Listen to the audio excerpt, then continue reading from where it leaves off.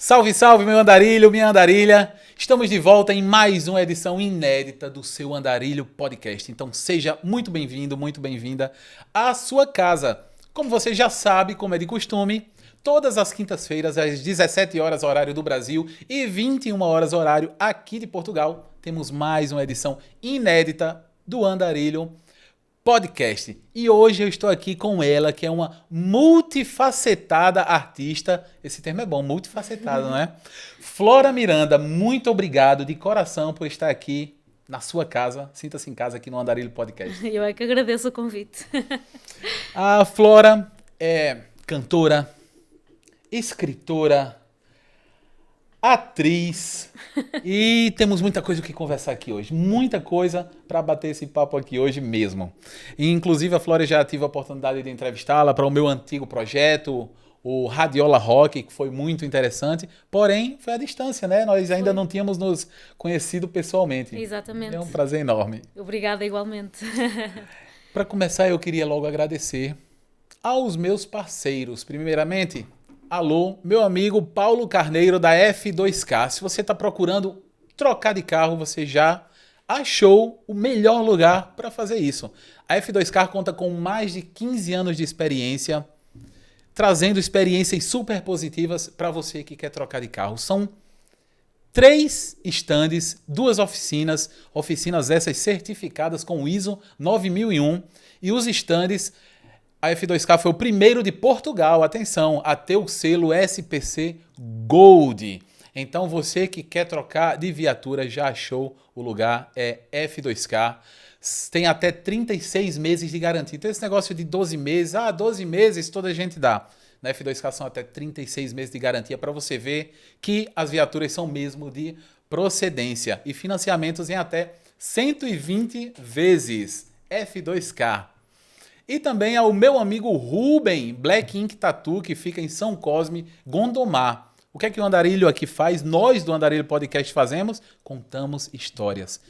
E tatuagens nada mais são do que histórias contadas na pele. Então, se você quer contar sua história na pele, você tem que procurar um sítio que realmente tenha os maiores padrões de higiene e que também tenham profissionais qualificados, inteligentes, criativos e um artista como o Ruben para contar sua história na pele. Então, abraço Ruben, Black Ink Tattoo, e você que está assistindo aqui tem 20% de desconto em qualquer tatuagem na Black Ink Tattoo.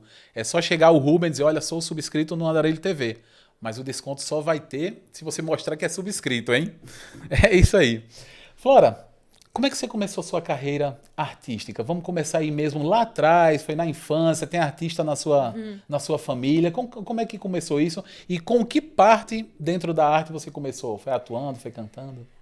Foi a cantar, mas sim, foi muito na infância. Na minha família não há assim, artistas profissionais, mas os meus tios, a minha mãe, gostam de cantar. Embora eu não ouvisse muito a minha mãe a cantar, em criança, agora sim, agora ela já canta muitas vezes, mas acho que em criança ela andava muito ocupada com 9 filhos, e 9 filhos. sim, nós somos 9 irmãos, então acho que por aí, era só em adulta é que descobri, se calhar a minha mãe não cantava tanto porque não tinha tempo para isso. Mas comecei a cantar, não sei, aos 5 anos. Há quem diga que a minha mãe às vezes diz que mais cedo, que eu antes de falar que já cantava, mas talvez pelo gosto das pessoas me elogiarem, e tinha uns vizinhos que me davam 20 escudos ou 50 escudos ou sugos, que era um rebuçado, uma bala, não é?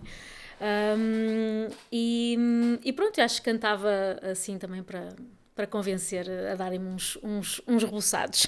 E quando é que você pensou, dizer, olha, eu quero ser profissional disso, eu quero ser artista? Eu acho que ali a partir dos 14, 15 anos já comecei a pensar nisso com alguma crença, ou seja, via-me... Eu participava sempre que havia possibilidades, participava nos concursos da escola, porque havia... Quando eu era mais adolescente, havia o Chuva de Estrelas, um programa um programa de imitação de artistas, e eu, na minha inocência, ficava só a imaginar-me lá. Era impossível para mim sequer idealizar-me participar num concurso de televisão, porque, sei lá, era como se fosse muito distante, porque era em Lisboa, isso é em Lisboa, eu sou minhota, sou de Barcelos, mas comecei a idealizar aquilo, comecei a participar em concursos, costumava ficar assim em bons lugares, geralmente nos 3 primeiros.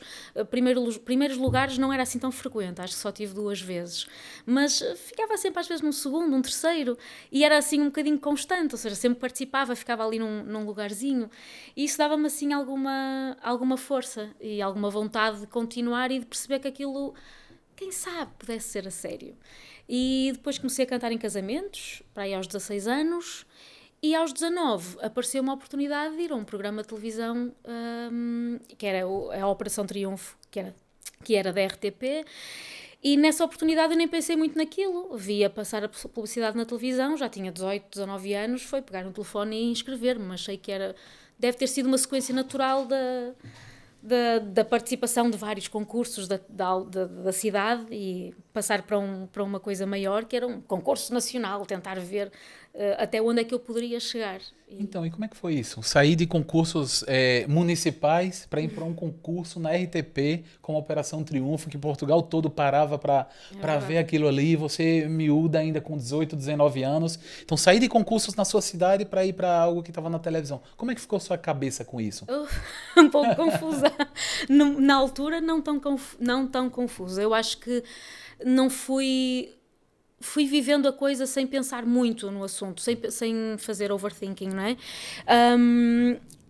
Eu acho que, na verdade, não tinha muita expectativa. Eu inscrevi-me para ver até onde é que eu poderia, Sim. Porque uma coisa é ter um concurso na cidade e ir ficando nos bons lugares, mas se for a nível nacional... É diferente, quase de certeza que nem entrava. Deixa-me ver até onde é que eu vou nos castings. E fui passando os castings e fui passando do Porto para Lisboa. Em Lisboa eram 3 dias seguidos de casting e as pessoas iam sendo eliminadas dia a dia. Isso não era filmado, os castings da Operação Triunfo não filmados, isto eram filmados, mas não faziam disso um programa, não é?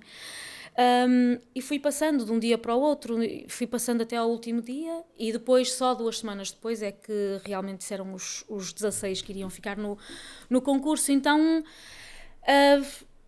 acho que não estava a pensar muito sequer naquilo e pensar nas consequências de e se eu ficar, o que é que vai acontecer? Nem estava a pensar, fui-me deixando levar. Característica, se calhar, da idade, de não se pensar muito no futuro, e eu não pensava muito no futuro, deixava-me levar, e ainda bem, porque se pensasse muito era pior, acho eu. Você estava a falar sobre isso e eu estava a lembrar de mim. Eu, acostumado como comunicador, como jornalista, eu estava acostumado a estar na rádio local, na minha cidade, agora, rádios grandes, mas para uma cidade para o tamanho do Brasil pequena. Sim. Então, a minha cidade, Natal, no Nordeste do Brasil, tem 800 mil habitantes. Eu sei que para Portugal é muita gente, mas para lá é uma das menores capitais do Brasil. É pouca gente. Vocês estão falando de, na altura, 180 milhões de pessoas. Hoje o Brasil tem 220 milhões de pessoas, não é? Mas era local. Sim, Aí sim. depois TV local, rádio local. E de uma hora para outra, eu fui fazer a minha primeira apresentação numa TV nacional, que era a maior TV de esportes do Brasil. Era o esporte interativo. Então, era aquilo que eu assistia em casa, acostumado com coisas locais, como os seus concursos municipais, e jogaram-me para uma audiência de 4 a 4 milhões e meio de pessoas a ver-me. E, obviamente, eu já tinha apresentado muitas vezes, mas a experiência é outra, né, Flora? Então, assim, e os amigos que viram, até pessoas da mídia, disseram: Rodrigo, você estava bem, você não estava nervoso e tal. Eu falei: eu estava me cagando. Claro. Eu estava, porém eu consegui uma técnica, isso é interessante, de canalizar, porque eu tremo, naturalmente eu tenho um problema nervoso. Então, se eu for pegar aqui uma caneta, eu vou estar tremendo um bocadinho. E eu aprendi a canalizar minha tremedeira quando eu tô nervoso para as pernas. Então não estão a filmar minhas pernas. Exato. Eu não sei como. Ensina, Rodrigo, eu não sei ensinar. Eu sei que eu consigo. Como eu tinha que estar com papel Sim. e a falar, eu conseguia com que o meu rosto não tivesse com nervosismo, mas eu tava me cagando todo. Claro. Meu Deus, o que é que eu tô fazendo aqui? 4 milhões. Mas eu estava lá tremendo e as pessoas Não. não notavam. Por isso que depois eu já fiz Exato. dezenas e dezenas de apresentações nacionais, porque as pessoas não notavam, senão vão dizer, eu não vou chamar esse maluco, né? Claro. Então Não. isso é interessante. E como é que foi o nervosismo lá? Isso que eu ia. Você conseguiu canalizar para algum sítio? Como é que foi isso? A partir daí, acho que o nervosismo começou a chegar. E a partir daí, não o soube canalizar, não tive qualquer tipo de apoio psicológico de nós sabermos como lidar com isso. Fomos atirados aos leões. Não quero com isto dizer que não foi bom, claro. Foi ótimo, ainda bem que estava lá, mas foi difícil de lidar e lá está, esta coisa de tentar canalizar para as pernas, eu não sei para onde é que estava a canalizar, tentava que isso não transparecesse, o nervosismo, mas a verdade é que ele estava lá e notava-se na voz, porque estava a cantar sim. Tenho consciência hoje em dia que aquilo notava-se perfeitamente na voz e eu poderia ter cantado muito melhor se estivesse tranquilamente, mas não estava. Se estivesse a tomar banho, não é? Se estivesse a tomar banho e tranquila, claro que tinha cantado ainda melhor. E há filmagens disso? No YouTube encontra-se vídeos disso. Já tem 20 anos, foi em 2003. Eu acho que bloqueei todo esse nervosismo, tentei bloqueá-lo e depois de uns 2 anos eu acho que ele começou a sair. 2 anos depois, quando a Operação Triunfo já tinha acabado, comecei a entrar um bocadinho em crise existencial, se é que se pode chamar, comecei a ter muito medo de ir para o palco, comecei a ter, aí sim voltei a não é que eu dei imensos concertos depois disso, dei concertos com o grupo da Operação Triunfo, nós todos os concorrentes, e ainda depois dessa fase, 1 ano depois, ainda andei 2, 3 ou 4 anos a dar concertos sozinha e adorava e fantástico, mas havia concertos específicos em que eu me sentia mais julgada que outros, então estava sempre a sentir-me julgada e comecei a ter um problema muito grande em ter prazer em ir para o palco, o prazer que eu tinha antes de ir para o programa, comecei a ser assoberbada por esse medo, por esse sentimento essa sensação de julgamento constante, que não era nada, tipo, sim. Muitas vezes nem é por aí, é a nossa cabeça. É a cabeça. E pronto, e comecei a seguir outro caminho, continuei a estudar música, estava a estudar no Hot Club em Lisboa, na escola de jazz, depois vim para o Porto, para a escola de jazz do Porto, mas comecei a pensar no teatro, na possibilidade do teatro. Foi um amigo meu, grande músico, Arthur Caldeira, que me deu a dica, tipo, olha, nunca pensaste em teatro? Sabes quando te plantam uma sementinha? Sim. E ele plantou-me aquela semente, e ele, nunca pensaste em teatro? E eu, pois, realmente, não, porque não? E pronto, comecei a pensar nisso, nunca tinha feito teatro que não fosse na escola, com peças escolares do liceu, e foi quando, só aos 24 anos, fui licenciar-me em teatro, em interpretação. Pronto, entrei no curso e a partir daí começou outra fase da minha vida em que uma coisa não invalidava a outra. Continuava a cantar, continuava a ter as minhas bandas, os meus projetos, a criar projetos sempre que podia, e o teatro começou a ganhar ali uma coisa, a florescer, uma coisa de prazer. E lá está, o facto de não ter tanta consciência do teatro em si, de nunca ter feito teatro, estava-me a dar prazer. Logo no primeiro, segundo ano, eu sentia um prazer imenso em ir para o palco, porque era uma personagem, não era eu. Sim. Porque no palco, enquanto cantora, sou eu, Flora Miranda, mas de repente estava a brincar um bocadinho, a ser outra coisa. Foi quase, outra vez, quase sem pensar muito no assunto, ia para o palco fazer teatro e toda tranquila, porque estou a brincar. Então, sobre o nervosismo, não tem mais? Ou até hoje, se calhar, ainda tem algum nervosismo? Ainda há sempre um bocadinho, mas não tão agressivo como o dessa fase em que tive. Acho que agora sim já tenho maturidade para saber canalizá-lo e para saber racionalizar de vez em quando também, tipo, calma, isto é só o nervosismo normal, e claro, e tentar estar o melhor preparada possível, porque o nervosismo também nos assalta muito quando não achamos que estamos preparados, que não estamos prontos para ir para o palco, não é?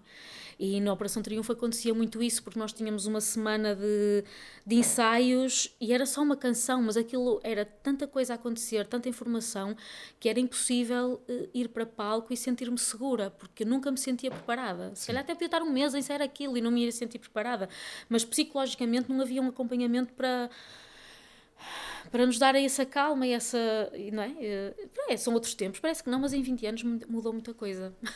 Muda muita Mudou coisa, muita com coisa. certeza. Eu tava lembrando agora que você falou que quando tá no palco, aí vem uma personagem, então você fica tranquila e vai lá e vai brincar. Eu lembro, eu trabalhei muito tempo com produção cultural, com produção de shows. Fui gerente do turnê de vários artistas, seja da música. No Brasil, eu trabalhei com Biquíni Cavadão.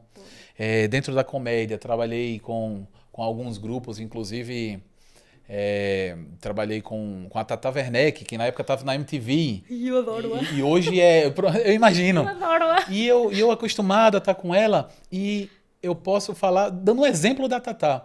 Ela não é nada daquilo que está ali em cima. Ela é muito reservada. A sério? Seríssimo. Então saía do show, todo mundo ia beber e tal, ela ia pro hotel, ficar no quarto e pronto, muito tranquila. Mas aí depois que ia tirar foto com as pessoas, depois de tudo, era igual, tava em cima do palco, mas quando acabava, virava. Amigo de toda a gente, muito simpático, um amor de pessoa, Sim, mas é muito mais reservada. Ok. Então é muito interessante como isso muda, não é? Sim, sim, O sim. artista que está lá em cima do palco muitas vezes não é artista que tá aqui Exato. também fora, não é? É muito interessante isso, Mas como no é uma caso- outra pessoa. No caso dela, até acho que percebo. Ela tem uma energia tal, ela Boa. fala tão rápido, ela Nunca pensei que eu nisso. acho que ela deve ficar tão esgotada que ela deve precisar mesmo de se recolher no quarto para recarregar baterias. Porque eu consigo imaginar aquilo Tata Werneck, lá está. Exatamente. É incrível, aquela cabeça funciona também tão rápida, porque não sei como é que ela tem tão rápido sempre respostas prontas e piadas que deve esgotá-la E nós completamente. trabalhamos com criatividade, pode não parecer, mas esgota fisicamente também, não é? É isso, sim, Então, sim, quando também. utilizamos isso, eu, por exemplo, eu saio. É fácil fazer um podcast, fazer um programa. Eu saio daqui morto. Morto mesmo. Quem vê pensa que está uma Exatamente. coisa Pensa descontraída. tranquilo, eu tô aqui. Mas sendo que Poxa. mentalmente, intelectualmente falando, o cérebro ele é muito maçudo, literalmente, é uma massa encefálica, não é? Então ele a trabalhar, o seu corpo todo esgota. Isso é interessante, muito interessante. E sobre a questão de multifacetada, que você faz muita coisa, o que é que você mais gosta de fazer? O que é que eu mais Eu gosto? não vou contar a ninguém, sei. eu prometo. Eu não sei, eu acho que o que eu mais gosto de fazer é sempre o que eu estou a fazer na altura. Porque eu tenho muitas saudades de cantar, é verdade. Porque eu tenho um projeto, o Fado em Trio, que está assim um pouco adormecido e já não canto há imenso tempo, mas tenho tido muitas saudades de cantar. Mas não, acho que só me apercebo que tenho saudades de cantar quando por algum motivo canto com amigos, ou de repente estou a cantar com as minhas sobrinhas, ou de repente há um concerto e eu começo a cantar com o artista que está no palco e de repente digo, ai, já não canto há tanto tempo, estava a precisar disto, às vezes Sim. nem consciencializo. O teatro, ainda bem que é muito concentrado em fases, ou seja, eu tive há pouco tempo tive no início deste ano a fazer uma peça juvenil, o Ai Que Susto, que foi com o Teatro das Beiras, na Covilhã, e gostei muito daquilo, mas ainda bem que não é espalhado pelo ano todo, todos os dias aquilo, porque é muito esgotante também, ou seja, está muito concentrado numa fase de ensaios, depois apresentações, e depois nós começamos próprios a ficar cansados daquela personagem, a ficar esgotados, a não ter muito, ou seja, é preciso estarmos sempre a carregar para continuar, que a personagem continue a ter aquela frescura e a continuar a dar. Não sei, não me estou a explicar bem. A personagem, quando nós começamos a ficar muito cansados dela, Sim. às vezes começa a ser mais difícil dar ao público, então é preciso, como eu costumo dizer, puxar o saco a rolhas, não é? Ou exacerbar um bocadinho mais o que já costumamos dar, porque já não sai tão natural, digo eu. Sim. Não sei, se calhar estou a dizer uma série de baboseiras. Comigo é mais ou menos Não, é assim. seu pensamento. É o meu pensamento. Mas ainda bem que é assim concentrado naquela fase, porque depois uma pessoa consegue descansar um bocadinho. Que, by the way, no dia 17 de setembro vou repor essa peça, vai ser só um espetáculo em Montemuro. E pronto, em princípio vai ser a última apresentação do ano dessa peça. Mas o teatro, pronto, é isso, é concentrado. A escrita surgiu há uns 4 anos, quando eu já me estava outra vez a sentir um pouco perdida e um pouco estagnada na coisa do teatro, na coisa da música, então resolvi ir fazer uma pós-graduação em dramaturgia. A minha intenção com isso era pôr o meu cérebro a trabalhar, análise de peças de teatro, saber como adaptar peças de teatro. Tinha uma ideia um bocadinho diferente do que na verdade acabou por ser o curso. A pós-graduação acabou por ser muito focada na escrita e eu, oh meu Deus, eu não sou nada de escrever, não é da minha natureza. Eu posso escrever umas coisas aqui eu li, mas não sentia que fosse da minha natureza. Mas a peça que tive que escrever durante a pós-graduação, tínhamos que escrever uma peça e apresentar o texto. Depois começou-me a dar assim um certo prazer, foi um bocadinho puxado a ferros, eu tinha que me obrigar a sentar e a escrever, mas não sei, acho que o resultado final até, pelo menos foi bem aceite pelas pessoas todas que leram, e depois houve leituras ao público, leituras encenadas e tive bons comentários de pessoas que ouviram os textos, que viram os textos, e depois acabei por apresentar, o ano passado, início do ano, acabei por pôr a peça em cena, convidei o professor da pós-graduação, o Jorge Louraço, para encenar, e lá apresentamos a peça aí, comigo a fazer a personagem que na verdade era eu, ou seja, o que eu escrevi era um pouco autobiográfico, não tudo, tem muita ficção lá também, mas aí fui eu que a apresentei, e aí sim eu senti-me muito nervosa, porque me sentia mais exposta. Sobre a questão da dublagem, não é que no Brasil chamamos de dublagem. Dublagem, não é? Como é que é esse processo da dublagem? E se tem alguma coisa interessante que as pessoas de casa não sabem na hora que está a trabalhar nisso? Não sei, olha, uma coisa que eu acho que as pessoas quase todas acham... Eu acho que é tão chato. Eu Mim, eu adoro. não seria. Então, é isso. Sério? É isso que é Eu adoro. interessante. Eu acho que eu não me veria fazendo uma dublagem, entendeu? Não, Mas é muito, isso. eu, na maioria das vezes, gosto muito. Claro que às vezes apanhamos desenhos animados um bocadinho mais secantes ou que não nos dizem assim muito em relação à personagem ou em relação ao próprio desenho, que não... e há outros desenhos que são maravilhosos e fico completamente apaixonada por eles. Agora, há uma coisa que a maioria das pessoas que não sabe como é que funciona a dobragem pensa, é que nós temos acesso ao desenho antes e aos textos antes e que vemos em casa e que nos preparamos e pronto. E não é? Não. Sério? Não, não, até porque isso teria implicações muito complexas e graves em relação aos leaks não é? Porque se eles dessem o episódio a todos os atores, não sei, quer dizer, eu estou aqui a pensar que poderia haver leaks mais facilmente. O estúdio tem que ter, aquilo está lá e não pode sair dali. Mas o texto, sim. O texto também não. Também não. Então é só na hora. Nós chegamos lá. Caramba. Existe uma coisa que é o time code, não é? E eu não vejo o episódio todo sequer. Eu tenho a minha personagem, vou conhecendo-a melhor nos primeiros episódios, vou ouvindo várias coisas dessa personagem e depois, ok, estás preparada para começar? Vou pensando mais ou menos num timbre, quando é uma voz de desenho animado, quando é imagem real, geralmente é a minha voz. Não trabalho aí tanto a voz por uma questão de parecer às vezes um bocadinho mais falso, embora não quer dizer que isso não aconteça, mas nos desenhos animados, sim, nós compomos mais a voz. Faço uma voz mais de rapaz, uma voz mais de menina. Pronto, faz-se várias coisas. Mas pronto, quando nos sentimos preparados, ok, ouvimos frase a frase. Eu ouço uma frase, volto atrás e gravo aquela frase em português, por cima do inglês ou por cima do francês ou o que for. E até ela ficar no tamanho certo, nas bocas, no lip sync. Às vezes temos que mudar uma palavra ou outra que afinal no texto estava de uma forma, mas que se calhar não bate bem com a boca, não é? Com a boca do desenho. E vamos trabalhando essa coisinha e está feita esta frase, passa para a seguinte. E é basicamente isso. E eu vi também que você trabalhou em um filme, não é? Desenho, filme, que ou estava nos cinemas. Eu acho que você fez a personagem principal. A Mia, Os Mundos de Mia. Então ainda tá. Como é que foi isso? É alguma coisa? É diferente quando você faz desenho para televisão ou desenho para cinema? É assim, a forma de gravar é exatamente a mesma. É um bocadinho mais de cuidado.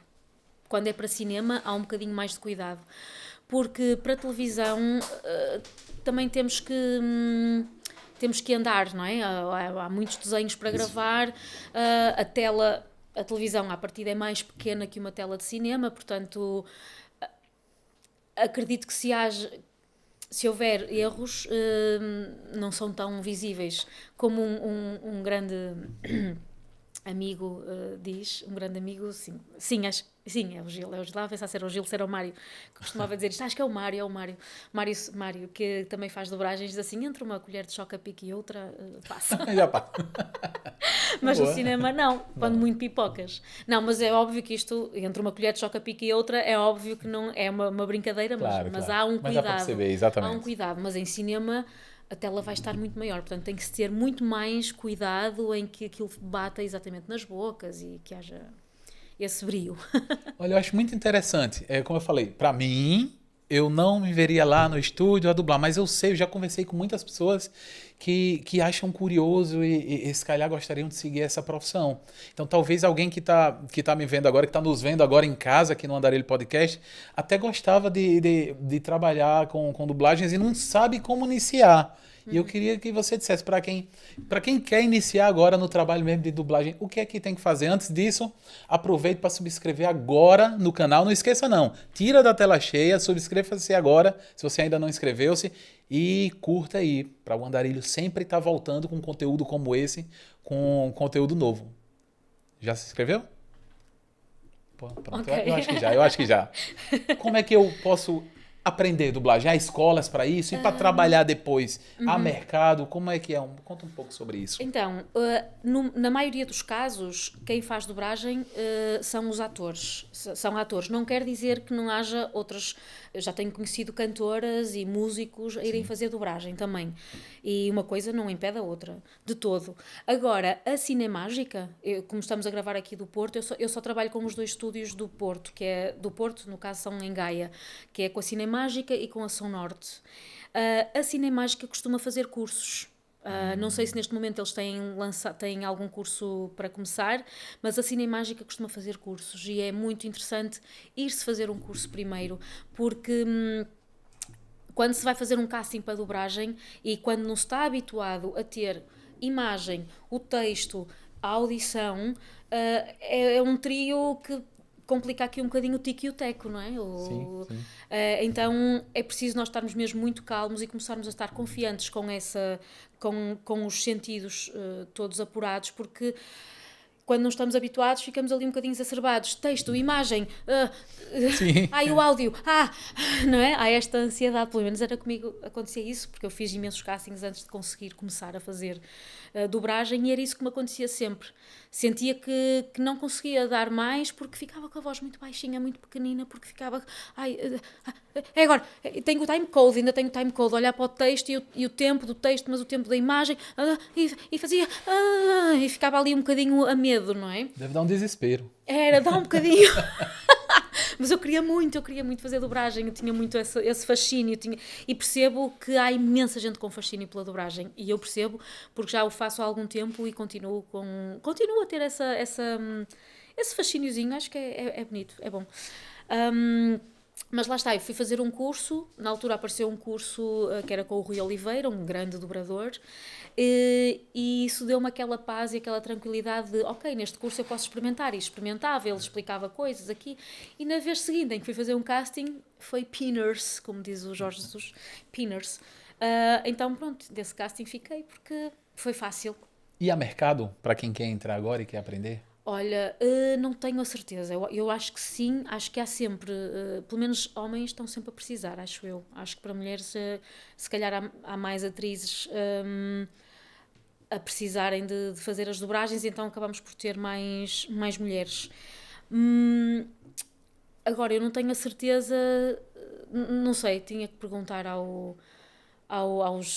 donos dos estúdios para nos dizerem o que é o futuro, porque a inteligência artificial está-me a deixar aqui com um bocadinho de receio que a dobragem acabe por causa da inteligência artificial, porque daqui a uns tempos se calhar vamos ter a voz do Brad Pitt dobrada em português ou dobrada em brasileiro, ou não sei como é que isso... Também acho que depende um bocadinho da greve que está a acontecer nos Estados Unidos, acho que também vai depender um bocadinho disso, mas a inteligência artificial está aí.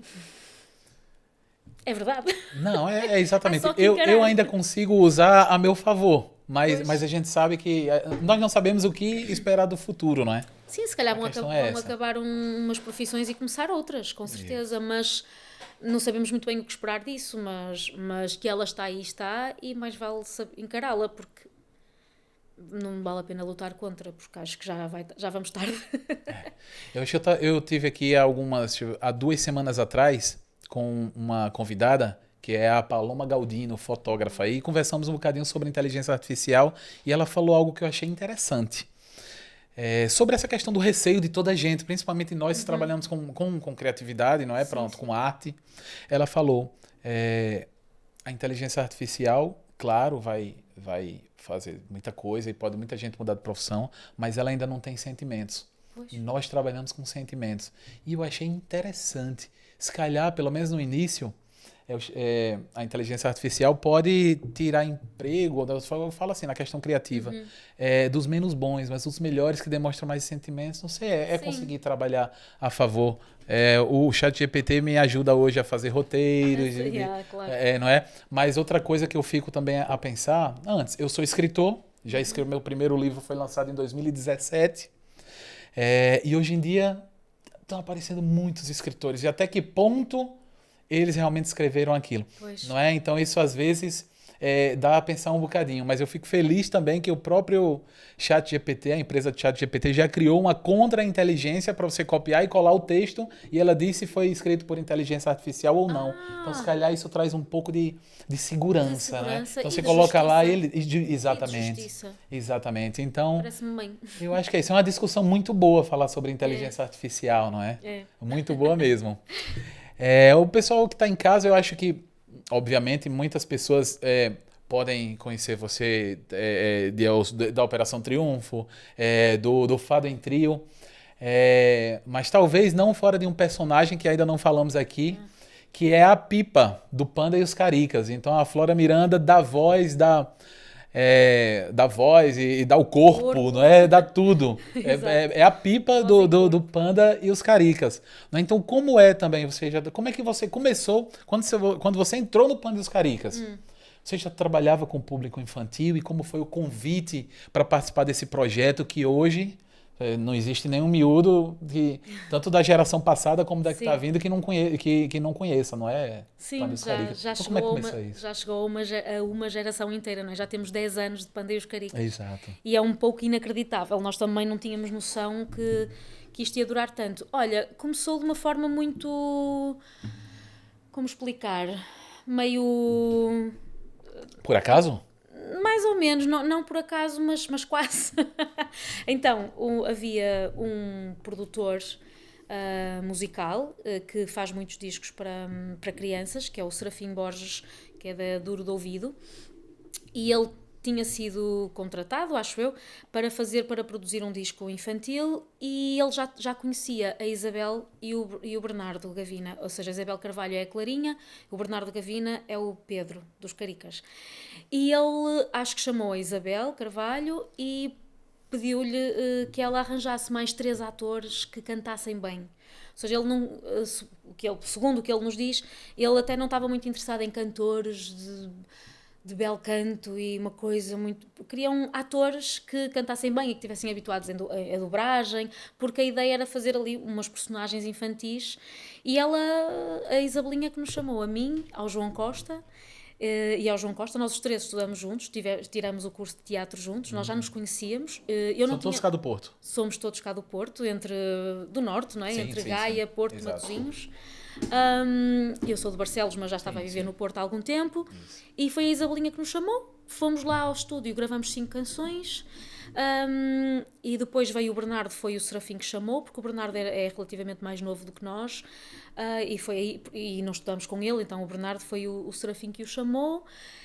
E pronto, e gravamos as canções. A Universal, que era quem estava a pedir o produto, veio-nos conhecer pessoalmente e, ok, vamos começar isto convosco. Ou seja, não houve assim uma open call. Mas isso era um projeto só de internet ou já era um projeto do Canal Panda? Era para o Canal Panda. Sim, já era do início. Panda, sim. Só que era uma experiência, não se sabia muito bem se aquilo ia funcionar, se não ia funcionar.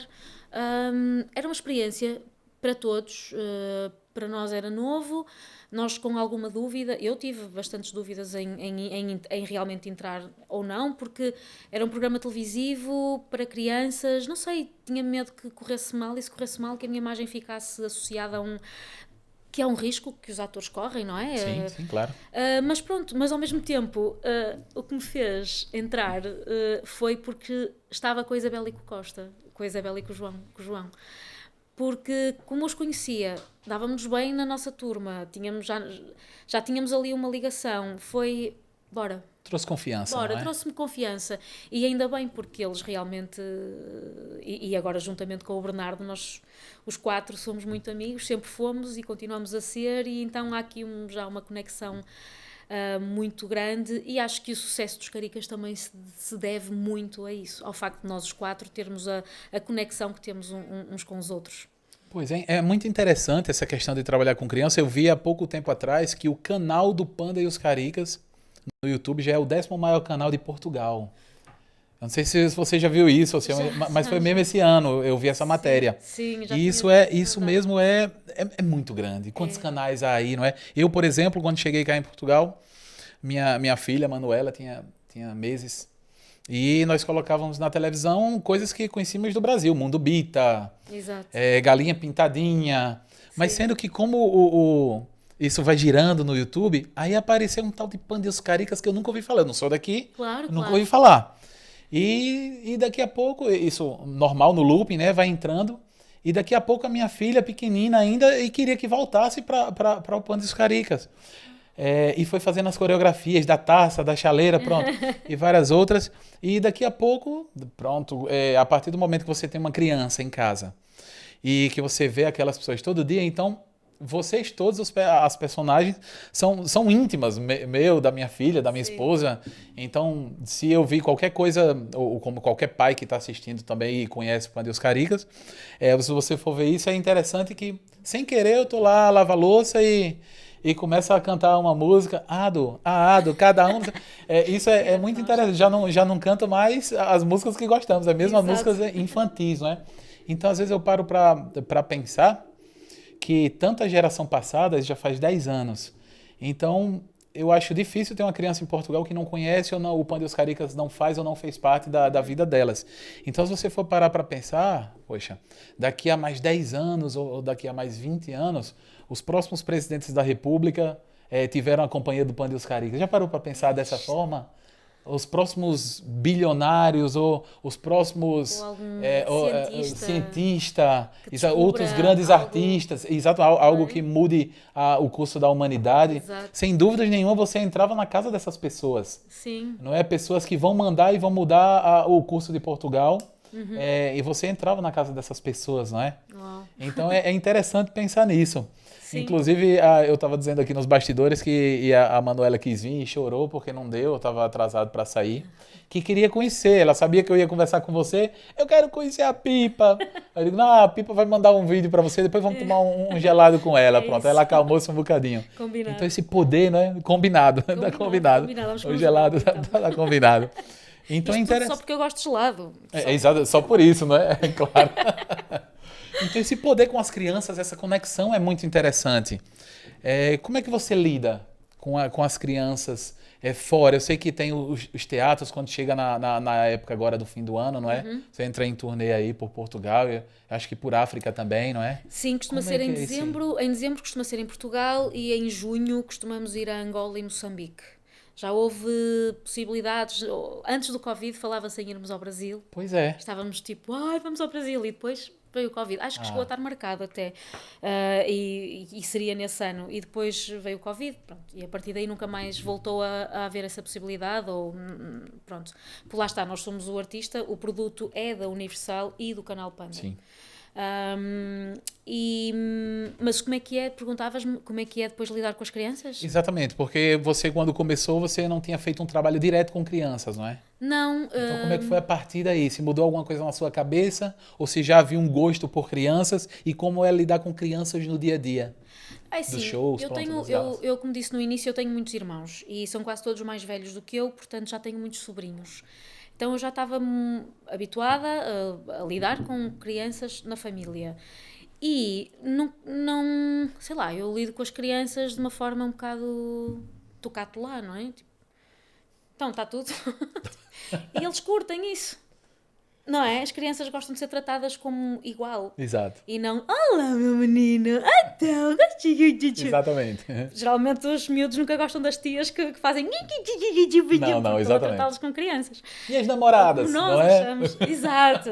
Já tens namoradinha na escola. Exato. Quase sempre este dedo apontado. Nhê, nhê, nhê, nhê. É, exatamente. E então acho eu que tenho sempre um cuidado de tratar as crianças como igual.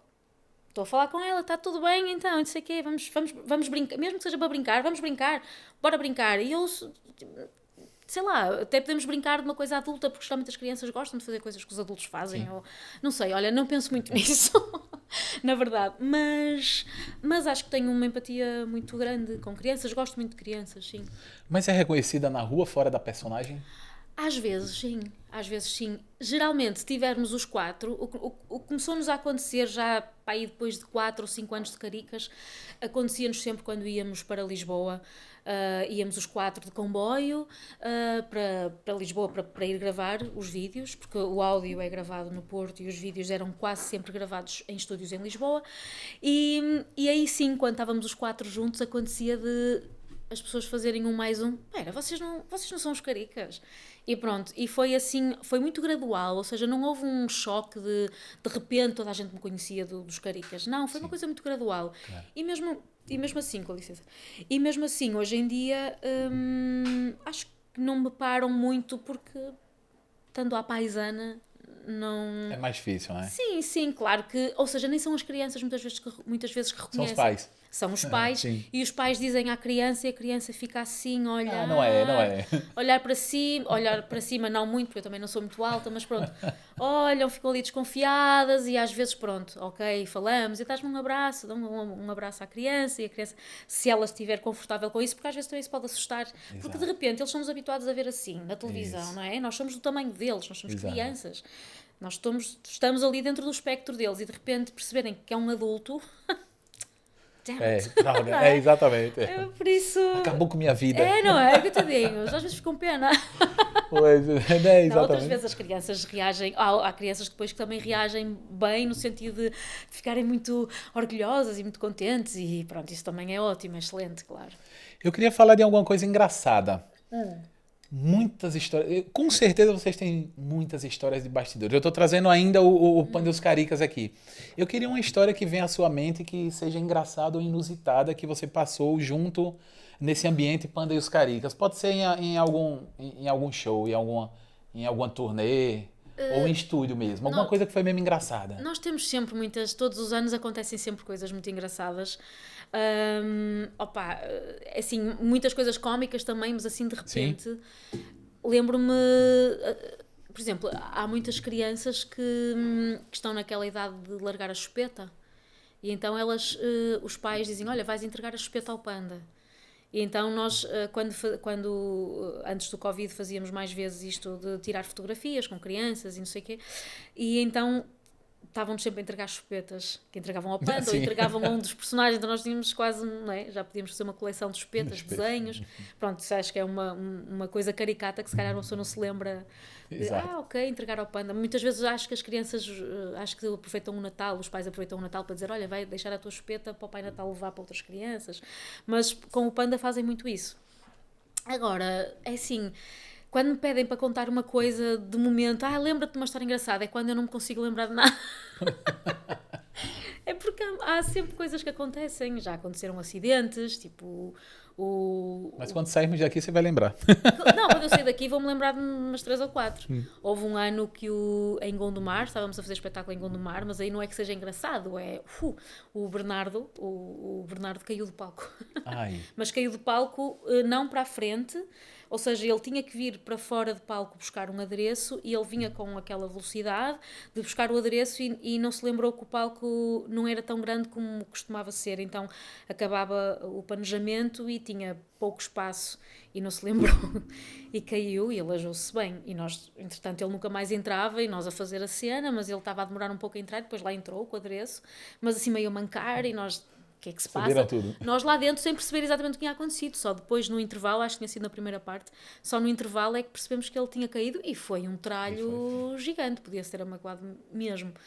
Pronto, são assim, há coisas que acontecem ah, também acidentes mas coisas muito engraçadas também. Mas é porque nós Mas quatro, fica como um meme, não é nós isso? quatro somos muito engraçados e estamos sempre a brincar uns com os outros, e então há tantas que eu não me consigo lembrar de nenhuma específica agora. Se calhar depois se alguém, uma outra pessoa cair, que não é o Bernardo, ô Bernardo, É exato, por exemplo. alguma coisa dessa forma. Essa questão de você agora não tem nenhum projeto musical. Não, Tá com saudades? tenho saudades. Tem Tenho alguma coisa em saudades, mente? mas acho que Ou pra já não? não estou com ideias de. Porque eu não componho Sim. canções. Lá está, esta coisa da escrita deu-me muito para escrever teatro e teatro radiofónico, que eu escrevi uma série de micropeças e uma peça maior, um bocadinho maior, para a Antena 2. Sim. Isso está tudo no YouTube. Teatro radiofónico, Antena 2, deve ser fácil de encontrar. Mas canções nunca fui muito de as escrever, então acho que por isso também acabo por não ter uma impulsão ou uma pulsão grande em querer fazer um disco meu. O Fado em Trio fazia sentido porque eu queria muito trabalhar música tradicional portuguesa. O Casaleiro, que é o percussionista, queria muito trabalhar fado, então acabamos por juntar ali um bocadinho as duas coisas, e o Bernardo também é pianista clássico, mas toca bem tudo.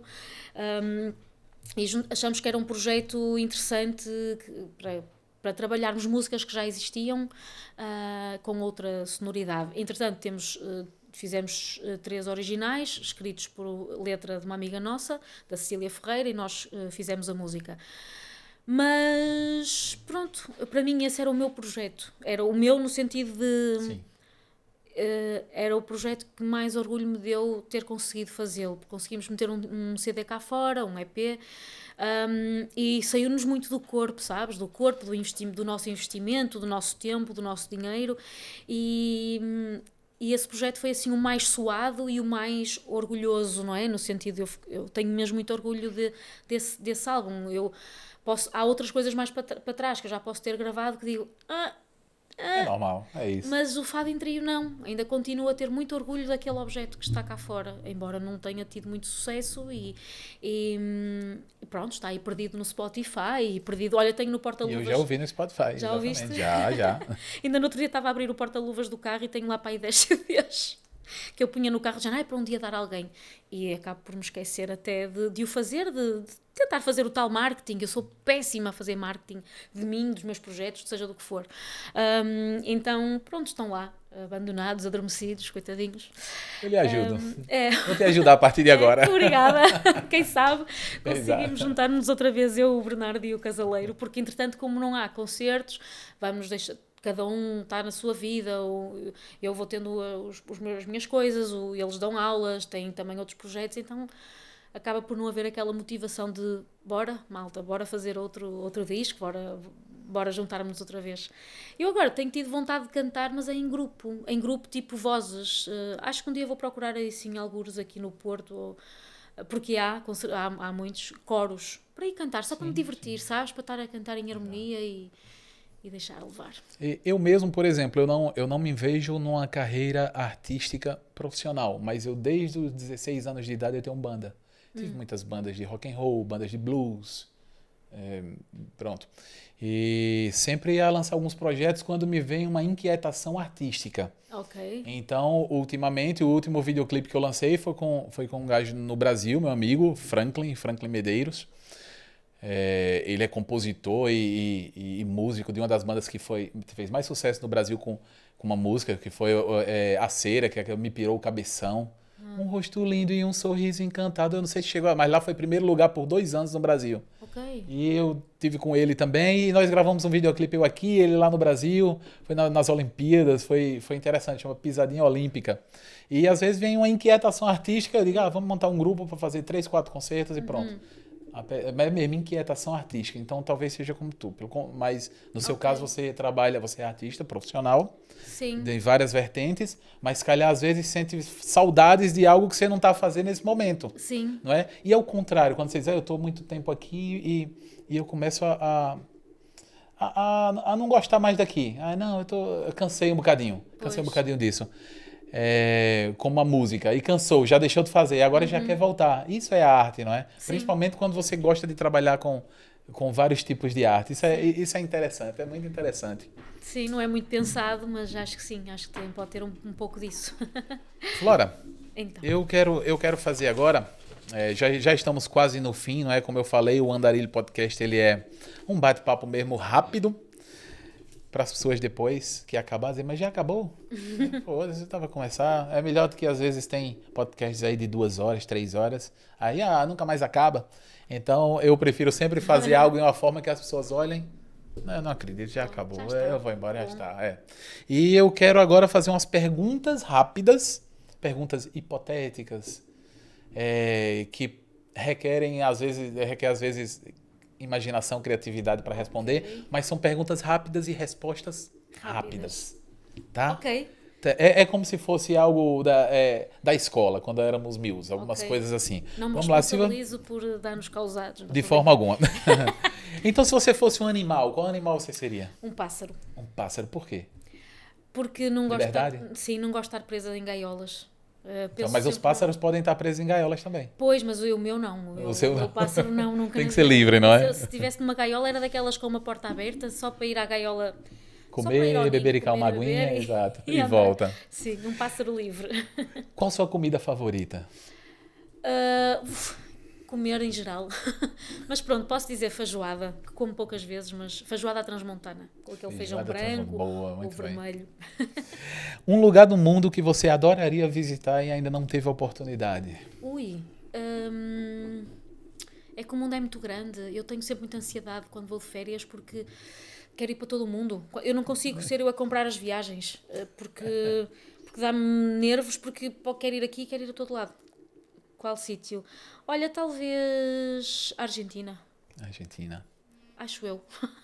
Bom, América Latina, nunca fui. nunca fui. Nunca fui à América Latina, então tenho assim algum fascínio. Um superpoder que você gostaria de ter?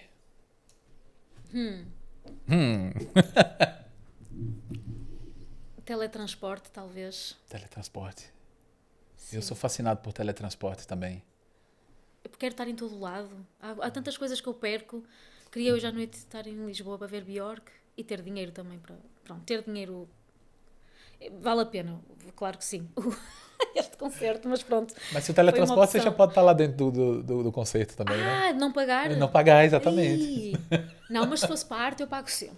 Exatamente. Só em estar lá já de Não pago teletransporte só tá não bom. pago quando acho que é acima do meu orçamento, aí pronto. Mas não é que o artista não mereça. Claro.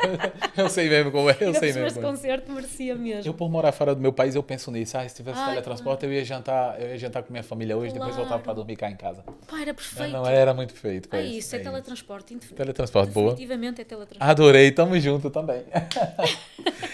Café ou chá? Chá. Chá. Eu sou café. Sou café futebol clube. Eu fico assim. Eu bebo café e fico assim. Pois é. É isso. E o chá já calma um bocadinho, não é? O chá, se não for chá preto, já está bom. Livro ou filme? Filme. Não gosta muito de ler? Gosto de ler, Mas também gosta de filme. Sempre fui mais cinéfila. E livro, é preciso eu estar num estado de muita paz interior para conseguir ler um livro. Sim. Porque acho sempre que estou a ler e até posso gostar do livro, mas a minha cabeça está aqui. Tenho que pôr uma máquina de roupa a lavar, Está a pensar em tenho que outra fazer coisa, não sei o quê, devia estar a escrever. Hiperatividade. É um bocado, estou sempre a pensar noutra coisa. Então Claro. é preciso ser um livro que me consiga mesmo prender. E infelizmente não são tantos os quanto eu gostaria, porque eu tenho imensos livros lá em casa por ler e tipo. Às Nunca vezes consegue colocar em dia. Sim, opa, acabei há pouco o Monte dos Vendavais, que era daquelas coisas da adolescência, queria ter lido na adolescência, mas não li. E esse li-o num ápice. Gostei mesmo, mas há outros que começo a ler e mesmo estando a gostar, demora um bocadinho a deixar a energia baixar e dizer, não, Flora, tu mereces, tu podes estar aqui sentada no sofá a ler um livro, tu podes. Boa. Mas não, geralmente é mais difícil. Dia ou noite? Noite, Noite. acho eu. Já fui mais noite, mas sim, noite. Eu crio muito bem a noite. Pois, Eu gosto mesmo de estar à noite, aquele silêncio. Então, eu ir de manhã dormir, sabendo que o trabalho foi feito, eu gosto. Eu rendo muito melhor. Fica mais criativo. é isso. Qual o seu emoji favorito? Acho que, olha, Essa nunca ninguém lhe fez essa pergunta. nunca ninguém me tinha feito essa pergunta e eu acho que vou responder pelo emoji que eu uso mais, que é aquele assim a rir com uma gota. Sim, sim. Eu uso Sei muito qual. esse tipo, Boa. é aquela coisa, não é?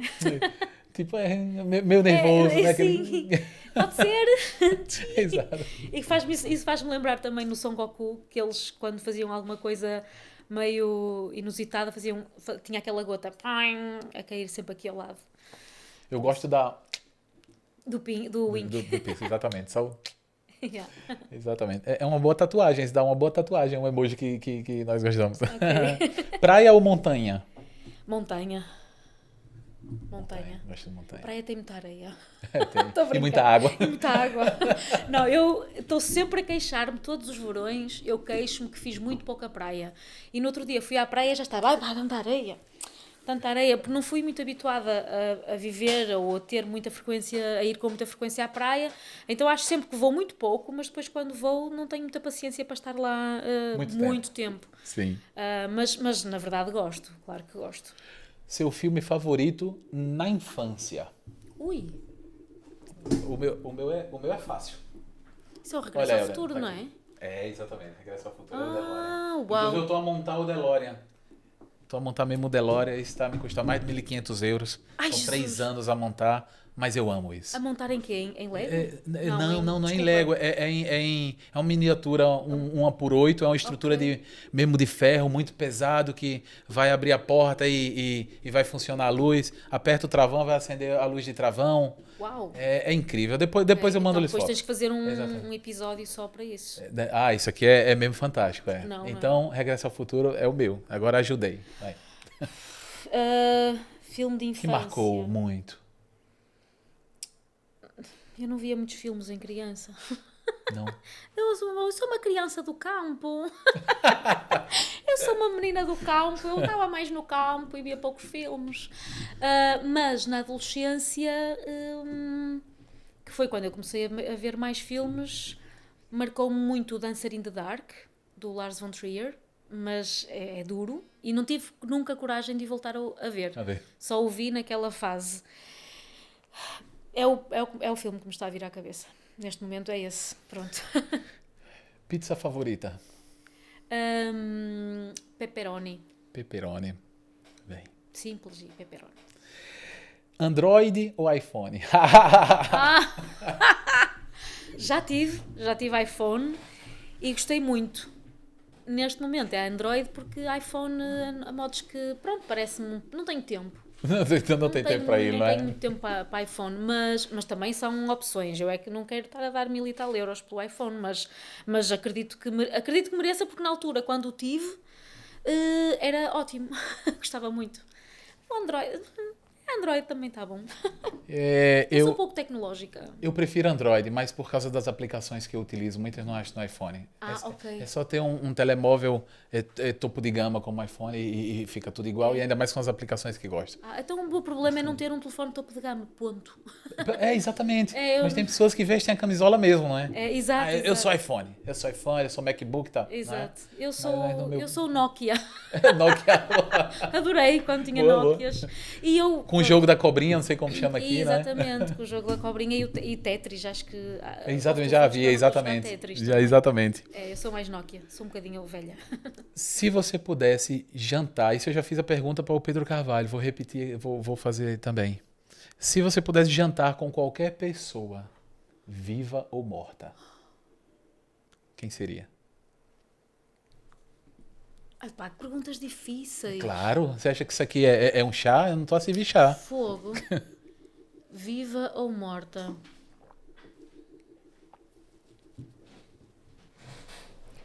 Epá. Alguém sei que lá. admires muito e queria ter tanta gente. de que eu queria ter 30 minutos com ela. E que jantar ia calhar bem.